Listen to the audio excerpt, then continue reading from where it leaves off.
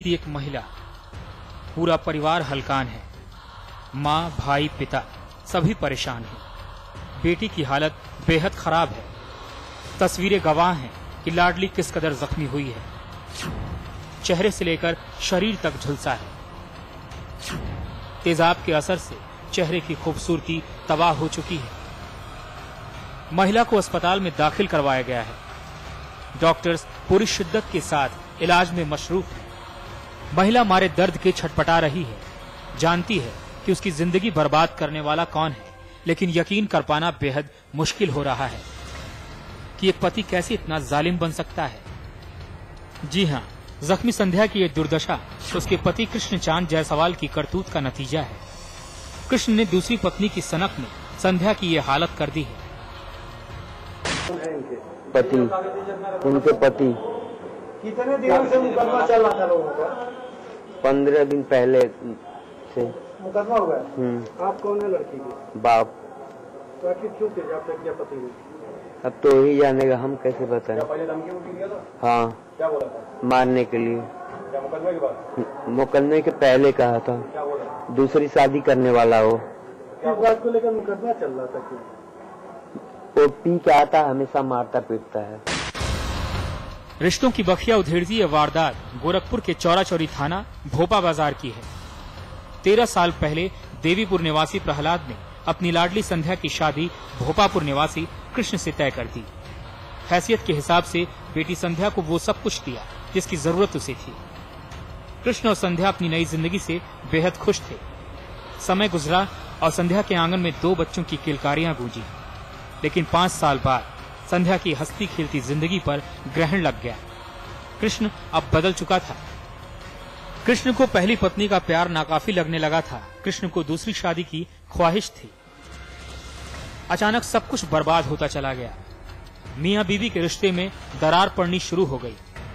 कहा सुनी, लड़ाई झगड़ा, मारपीट रिश्ते की यही नियति बनकर रह गई।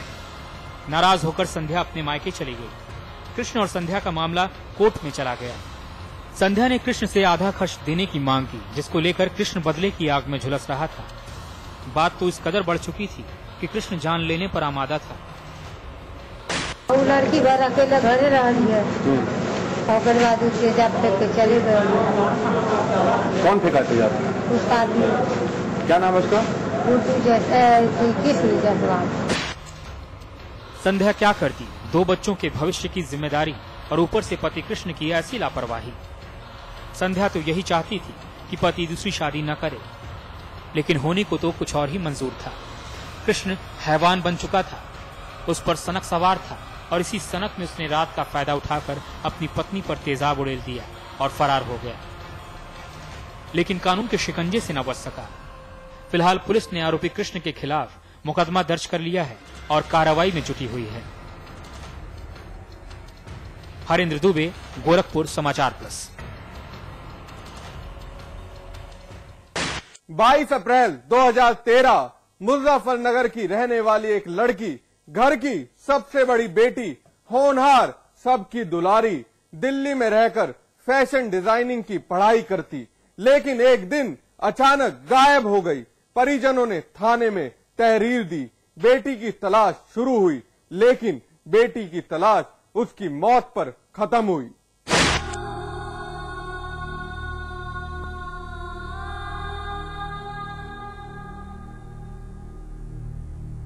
घर के भीतर मातम पसरा है। नाते रिश्तेदार सभी ने हाजिरी दी है। हर कोई परिवार के उस दर्द को कम करना चाहता है जिसकी आहट से इस घर की खुशियां बर्बाद हो गईं। चाहते हुए भी जहन में दर्द कम होने का नाम नहीं ले रहा। दर्द उस बेटी के लिए जिसकी मुस्कुराहट देखने के लिए हर कोई बेताब है। लेकिन अफसोस, तस्वीर में दिख रही लाडली प्राची आज महज तस्वीर का हिस्सा भर ही रह गई है, क्योंकि बेटी की मौत पर ही घर में ये बदहवासी छाई है।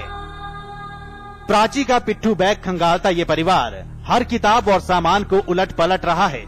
बस इसी उधेड़ बुन में फंसा हुआ है कि आखिर बेटी की मौत का राज है क्या। आखिर वो कौन सी वजह थी जो लाडली प्राची ने परिवार से बताना मुमकिन नहीं समझा। एक पल में अपनों को छोड़कर हमेशा हमेशा के लिए रुखसत हो गई। प्राची की मौत ने परिवार को तोड़कर रख दिया है। प्राची धमीजा जो दिल्ली NFTC कॉलेज में पढ़ती थी, लक्ष्मी नगर PG हॉस्टल में रहती थी। वो करीब शनिवार को करीब 11:30 बजे हॉस्टल से कॉलेज के नाम के निकली थी वो, और तब से लापता थी। उन्होंने हमें सूचना दी थी कि पंजाब में अबोहर थाने में कि उनके GRP थाने में उनकी कुछ जानकारी दी जा रही है, जो कि हमें वहां जाकर चेक करने है कि वो हमारा ही बच्चा है या कोई और। वहां जाकर ये देखा जाकर उसकी स्टेशन के पास में उसकी डेड बॉडी मिली थी उनको, किसी को जो डेड बॉडी का अंतिम संस्कार कर चुके थे। जो उसका सामान मिला, कपड़े वगैरह अच्छे, और जो उसका बैग वगैरह मिला, उससे हमने पहचान की है कि ये लड़की हमारी थी। मुजफ्फरनगर की रहने वाली प्राची अपने घर की सबसे बड़ी बेटी थी।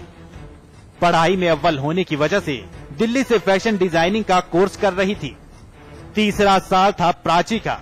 National institute of fashion designing की छात्रा प्राची 22 अप्रैल 2013 प्राची दिल्ली के लक्ष्मी नगर से कॉलेज के लिए निकली, लेकिन लौटकर नहीं आई। परिजनों ने बेटी प्राची की गुमशुदगी की रिपोर्ट थाने में दर्ज करवाई, लेकिन प्राची की कोई इत्तला नहीं मिली। परेशान परिवार बेटी प्राची की तलाश में हलकान था कि आखिर बेटी लापता हुई कैसे। इधर पुलिस अपनी तफ्तीश में CCTV फुटेज खंगाल रही थी कि कोई सुराग या सबूत मिल सके और पुलिस प्राची की गुमशुदगी की गुत्थी सुलझा सके। पुलिस को कामयाबी मिली। प्राची चांदनी चौक पर नजर आती दिखी। पुलिस ने वायरलेस से दिल्ली से लेकर पंजाब पुलिस तक को खबर दे दी, लेकिन अगले ही पल प्राची की खबर ने सबको हिलाकर रख दिया। पंजाब पुलिस ने प्राची की मौत की खबर सुनाई। प्राची का दाह संस्कार किया जा चुका था। 29 अप्रैल को पंजाब पुलिस को प्राची की लाश अबोहर क्षेत्र के बहालवासी स्टेशन से बरामद हुई थी और 3 दिन तक शिनाख्त न होने की वजह से ही प्राची का दाह संस्कार करना पड़ा। जैसे उसको कोई बहला फुसला के लेके, क्योंकि चांदनी चौक तक वो बिल्कुल नॉर्मली जा रही है। बैग उसके कंधे पे है, उसका फोल्डर उसके हाथ में है, सारे उसके सर्टिफिकेट डॉक्यूमेंट सब उसके हाथ में है। वो नॉर्मली जा रही है जैसे हमने देखा है फुटेज में। नो, मैं बिल्कुल नहीं मान सकती कि उसने सुसाइड किया हो। क्या लग रहा है? ये सोची समझी कोई साजिश है किसी, मतलब कॉलेज में मान लीजिए या हॉस्टल में जिसमें वो रहती थी अपनी PG में, उसकी कोई सोची समझी है, क्योंकि वो भी शायद उससे भी थोड़ी अनबन हुई थी उसकी कभी।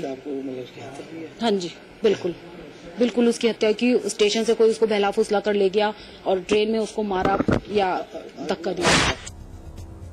जिस वक्त पंजाब पुलिस ने प्राची की लाश को बरामद किया, उस वक्त रेलवे ट्रैक पर प्राची का बैग पड़ा हुआ था।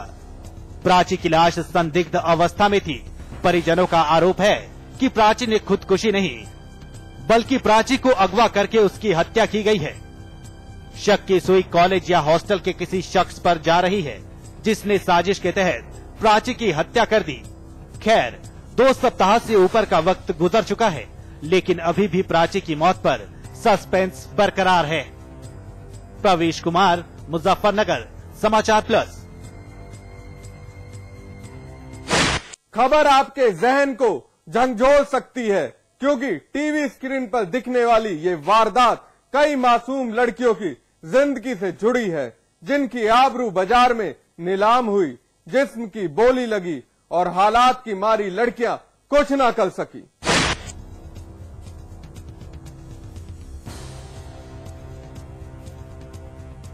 बरेली पुलिस के साथ कदमताल करते ये अपराधी साथ में 2 महिलाएं भी हैं, जिनका गुनाह सुन आपके पैरों तले जमीन खिसक जाएगी। आज इनके गुनाहों पर से पर्दा उठने वाला है, जिसका खुलासा खुद SSP साहब करेंगे। बारी बारी इन चेहरों की हकीकत उजागर करेंगे, जिसको सुन किसी का भी सर शर्म से झुक जाए। सुनिए जरा। ये 2 लड़कियां मिली है, पश्चिम बंगाल की है, बैरकपुर जनपद की रहने वाली है, और एक की उम्र जो है तकरीबन 13 साल है और दूसरी लड़की की उम्र 10 साल है। और इनको जो है एक सुमन नाम की जो औरत है, 65 से 70 वर्ष उसकी उम्र है, वो लेकर के आई थी पश्चिम बंगाल से, और यहाँ पे ला करके जहांगीर नाम के एक युवक को जो है, जो कि जिसकी नानी लगती है, वो उसको ला करके अपने घर पे रखवाया और रखवाने के बाद में जो है एक कल्लू नाम का लड़का है, उसको इन्होंने 26,000 रुपये में बेच दिया दोनों लड़कियों को। और इसमें जो है जब लड़कियों से बातचीत करी गई हमारे महिला एसओ और एसआई के द्वारा, तो उसके द्वारा बताया गया कि कल्लू के द्वारा जो है इनका रेप भी हुआ। तो ये सुना क्या कुछ कहा एसएसपी साहब ने। जिस्म के सौदागरों को दबोचा गया है और साथ ही 2 मासूम लड़कियों को बरामद किया गया। थाने में दुपट्टे से चेहरा छिपाए ये वही बदनसीब लड़कियां हैं जिनकी इज्जत नीलाम कर दी गई। जिस्म की बोली लगी, कई खरीदार मिले, लेकिन किसी ने मासूमियत पर गौर नहीं किया, बल्कि हवस के पैरों तले मासूमियत कुचली। 26,000 में जिस्म का सौदा कर दिया। बरेली पुलिस ने इन 2 मासूम लड़कियों को क्राइम ब्रांच की मदद से मीरगंज से बरामद किया। आप खुद ही सुनिए इस बेबस लड़की की कहानी, खुद उसकी जुबानी। घर जा रहे थे, छुट्टी है उसके लिए, तो घर जा रहे थे। घर जाए तो बहुत ट्रेन भीड़ था, तो बुड्ढी ने हमारा हाथ पकड़ लिया और जो लड़की थी 10 दूसरे बोगी में थी, तो वो लोग बरेली उतार को फिर ट्रेन धर कर ले गया उन लोग दूसरा ट्रेन। हमको बेच दिए थे, तो ये नहीं थी, तो मैं कल कोई घर पे नहीं था, एक लड़की मदद की तो मैं चली गई पुलिस के पास। कितने में बेचा था आपको? 26,000। गलत काम नहीं किया आपके साथ? हाँ। किसने किया? कल्लू। वो लोग मारते पीटते भी थे? ना। नाबालिग लड़की खौफ की वो दास्तान जिस तरह से बयां कर रही है, यकीनन उसे सुन किसी का भी दिल पसीज जाए। खुदा ना करे जो लड़की के साथ हुआ वो और किसी लड़की के साथ हो। लड़की एक बारगी उस पल को याद कर सहम उठती है, लेकिन क्या करे, जिस्म के सौदागरों का दिया जख्म अब लड़की को ताउम्र एक बुरे सपने की तरह सालता रहेगा। 2 लड़कियां लेकर आई थी वो, और दोनों लाने के बाद हमने पूछा क्या बात है, बात तो बताओ ना। नहीं तो क्या ऐसा है जो मेरी नातने हैं और मैं इनकी शादी एक ही करूंगी इसमें से। तो मैंने कहा एक तो बहुत छोटी है, नाबालिग है, ऐसा तो हो नहीं सकता, हमारी लड़की के बराबर है। तो अच्छा बेचने के लिए लाएंगे? हाँ, तो बोली ऐसा है, हमें कोई ग्राहक दिलवा दो। हमें ठीक। फिर जो हमारे दोस्त हैं हमने इनसे बातचीत करी, तुम्हारी शादी नहीं हुई है, करो तो कर लो। ये पैसे उसे मांग रही हैं, तो पैसे उसे उन्होंने तय कर लिए सब। उन्होंने 26,000 रुपये भी ले लिए इनसे, उन्होंने रख लिए।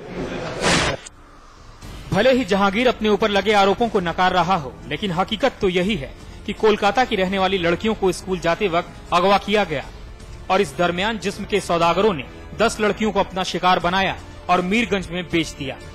फिलहाल पुलिस इस कामयाबी से राहत की सांस ले रही है और दावा कर रही है कि जल्द ही बाकी की लड़कियों को बरामद किया जाएगा। पुलिस ने आरोपियों के खिलाफ मुकदमा दर्ज कर लिया है और कार्रवाई में जुटी हुई है। अनूप मिश्रा, बरेली, समाचार प्लस।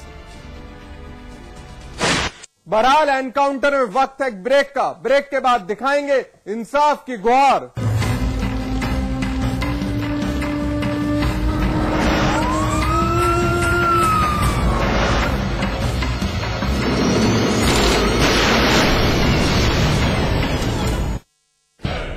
जंग का एक मैदान जहां होगी सवालों की सख्त घेराबंदी, तथ्य और आंकड़े करेंगे निगरानी, झूठ बढ़ा देगा जवाब देने वाले की परेशानी, तर्क तोड़ देगा जुबान पर लगे ताले, दिल का भेद निकाल लाएंगे सच के नुकीले भाले। देखिए अमिताभ अग्निहोत्री के साथ चक्रव्यूह, शनिवार रात 8:30 बजे और रविवार सुबह 10:30 बजे सिर्फ समाचार प्लस पर। आज क्या उंगली और जूली का कंबाइंड स्टडी का प्लान बना सीक्रेटली और भाइयों को भगा दिया फिल्म देखने क्लेवरली। थैंक यू भैया। एंड देन इंटरेस्टिंगली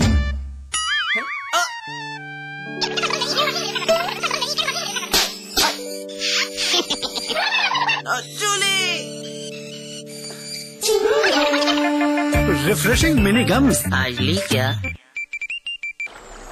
हर कोई चाहता है रोग मुक्त जीवन। योग और आयुर्वेद से कैसे पाएं स्वस्थ तन और मन?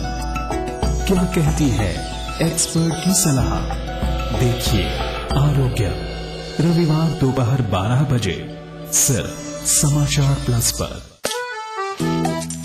सौंफ, इलायची, खजूर, मिश्री, वाह, सब एक से बढ़कर एक है, मगर कोई अपना बड़प्पन नहीं जताता, है ना? रहो हमेशा पास पास। विराज कंस्ट्रक्शन प्रस्तुत करते हैं आपके शहर लखनऊ में फैजाबाद रोड पर संपूर्ण आवासीय योजना बीबीडी ग्रीन सिटी। निर्माण कार्य तीव्र प्रगति पर। आज ही संपर्क करें।